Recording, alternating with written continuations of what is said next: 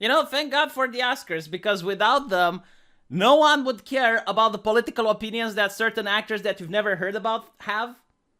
I mean, 95% of the Oscars were just actors talking about CNN talking points. And by the way, like, my favorite thing is when they look at the ratings and they're trying to cope and they're saying, oh, it's the pandemic. Because of the pandemic, the numbers are dropping. So, you want me to believe that during a time where people are literally under house arrest because of lockdown measures, and Netflix went like, we're going to remove the 4K streaming option because we need to conserve bandwidth, because like too many people are tuning in, too many people are watching movies. During that time, you actually have less ratings rather than more. No, it can't be that the Oscars is not about movies anymore, but it's about showing us how excellent people random millionaires are. Man, like, it is absolutely disgusting. At least in the past, they would talk about the homeless, they would talk about the orphans, they would talk about world peace. Now they talk about the same shit that you hear on CNN. It's like, why would I even want to watch more of that when I can just go on CNN and I can hear it from the professionals? Instead, I hear it from the actor. Let me show you the actual problem. All right, like, look here. In the 90s, you had Dance with Wolves, Silence of the Lamb, Forrest Gump, Braveheart, Titanic. Like, all of these were classics. Even I from Romania have heard about it. Like, I can go to a random person in the street in Romania and ask them, hey, what do you think about Forrest Gump? And he's actually going to have something to tell me because he probably seen that movie. But I was on a stream with 300 people and I asked them, like, have you seen Nomadland? Like, what is it about? Not a single person has seen it. Okay, fine, there were one or two. But like, none of them have heard about the actors that played in Nomadland. Do you honestly think by 2040, people are going to talk about Nomadland the same way we talk about The Lord of the Rings now? That's the main problem. It's not about the movies anymore. It's about... I'm not even going to say it's about political activism, because if they would actually represent the people on the ground, if they actually represented minorities, if they actually did something good for the community they claim they care about, then those communities would probably watch them, wouldn't they? But the numbers speak for themselves. It's not that like conservatives are tuning out. Everyone is tuning out. Like, even the people that they claim they care about aren't watching them. I'm afraid I would get more viewers on this than they had on the Oscars. And I hear the argument. It's like, well, V, maybe people are watching other things besides movies. Video games. Maybe people are playing those. Have you seen the Video Gaming Awards? It's even worse. Like, there is a separate culture right now with millionaires pretending that they are the victim. Millionaires pretending that they are the oppressed. Who the fuck is oppressing the millionaires now? I generally, like, it is so bizarre. They're like the people from the Capitol, and they're dressed the same way, like the Capitol from the Hunger Games, but they're pretending like they're from the district.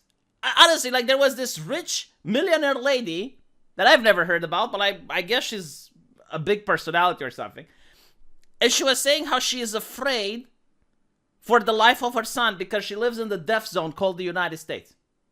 I'm not kidding. Like, no, she's oppressed. Like, between her and a person living in the ghetto, there is no difference. And these are actors, like, what are they do? Paid to act. Oh, I see. But it's fascinating because if that's legitimately the case, okay, like, she's a millionaire, you will never understand her lifestyle. You can't even afford her dress. Like, if you were to sell your entire house right now, chances are you wouldn't be able to buy her dress. Do you understand it? Do you know that the people who went there, they got like some goodie bags if they get nominated? There is $230,000 worth of goods in those goodie bags. $230,000. You can buy a house with that shit. And yet, through the magic of identity politics, I'm to believe that that person is a victim. That person isn't the elite. That person isn't the establishment. No. That person is the same like a person living in the ghetto, being afraid that the cops might try to go and get her. Well, not her, right? Because at least she understands that the cops aren't racist, but they're sexist. Because, like, the overwhelming cases that I hear when cops are doing violence is towards a man. I mean, there are a couple about women, but like those are a very, very fringe minority, right? No, it's like her son. Yes, her son is definitely in Hollywood going to get into trouble with the law. If you're a millionaire I'm afraid to say it, but you can afford to move to Canada if you think the United States is a death zone, and there's that option. These people will never understand how it's like to live in the real world. They're not going to worry about healthcare because they have the money. They're not going to worry about crime because they live in gated neighborhoods with security guards and private security. They're not going to have to worry about putting food on the table because last year, if you guys remember, there was a restaurant being shut down. You know, tragic shit. I know it's people are desensitized for it, but like you imagine being laid off. How do you put food on the table? So the restaurant is shut down, but literally next to it, like on the other side of the street, another restaurant was functioning. Why? Because they were shooting a movie there. So when you're that privileged, you want people to believe that they can connect with you. So look, you can't convince the average Joe, if you're a millionaire, you can't convince that you're like them because you're not. All right? So instead of trying to convince other people that you are the bestest ever, as if you're trying to win the Miss World competition and you're talking about how you want to save the children and end world hunger, how about you talk about what movies you did? How about that? How about you keep it about movies? Because no one cares. Like, literally, no one cares. We know you're not saints. We know you're not good people. You're millionaires, all right? You had to do interesting things in order to get where you are. Because none of you have talent. That's also another part. You know, it's like Ricky Gervais said it. It's like if ISIS had a streaming account, these people would call their managers. None of them call out China. Did you notice that? None of them. Like, they care about American issues. They never call out China. They never call out Walt Disney.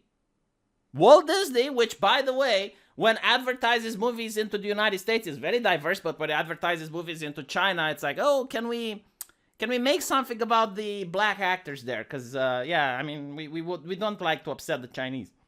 Why aren't they calling them out? Not a single one of them calls it out. Because it's not really about changing the world. It's not really about doing anything. It's about showing how excellent people they are without upsetting any of their peers. It's okay if they upset you, the viewer. Oh, you can go fuck yourself. Like, they don't care about you. But of course, they can't upset the Disney executives. I mean, they still want to get a job in the future. So yeah, I mean, it's the hypocrisy, which kind of tells that these people aren't serious about what they're talking about, is the fact that they're actors. Like, how dumb must you be to take an actor seriously? Like, their entire job is to pretend they're someone they're not. Like, their entire job is to read a script. Like, they don't even read their own words. And for some reason now I have to actually listen to what they have to say. Why?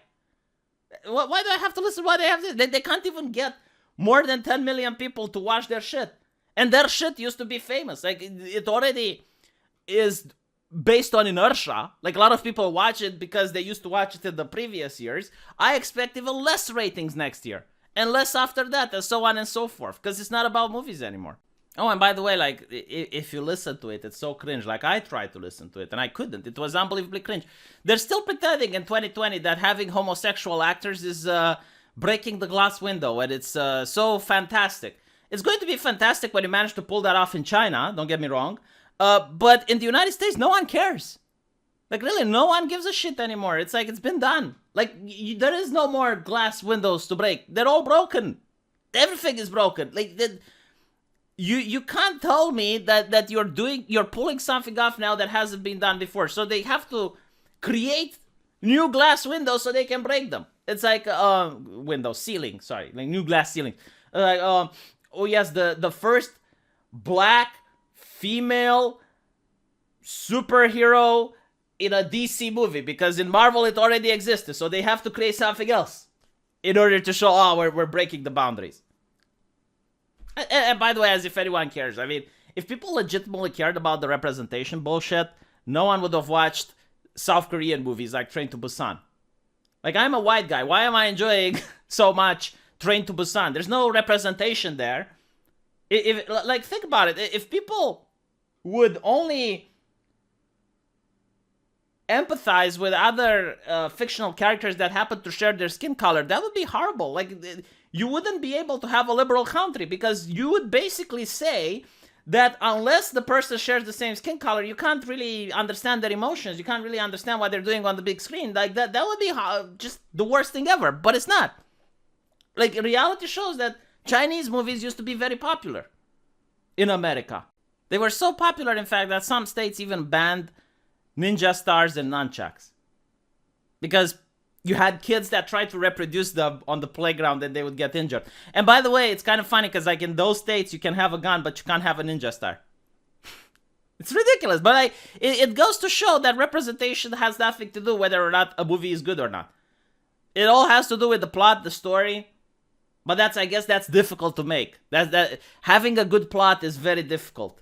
But throwing in a couple of people of color in the mix, that's easy. You know, of course they can do it.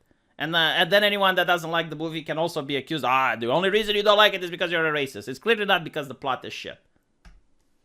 Yeah, it's kind of funny, like the Oscars, instead of talking about the movies, they say, man, like, there's not a lot of good movies lately, are there? Like, which is the movie that we used to like? Like, think about this, okay? When I grew up, you would name drop a couple of actors, and people would go see it just because the actor was there. It's like, oh, Arnold Schwarzenegger is going to play. Van Damme is going to play. Bruce Lee is going to star. Eddie Murphy. I used to like Eddie Murphy. Nowadays, people don't even know the names of the actor. It's like, it's Thor. It's Iron Man. You know, it's Tony Stark. Like, they can't even name the actor. The overwhelming majority of people. Because there's no more talent. That's right. There's no more culture around the movies. Like, the movies should produce a culture about the movies. Instead, they're producing woke culture, which is about how good the people who make the movies are. So no wonder people don't know their names. But anyway, right, let me know what you guys think, and I'll see you in the comment section. Take care.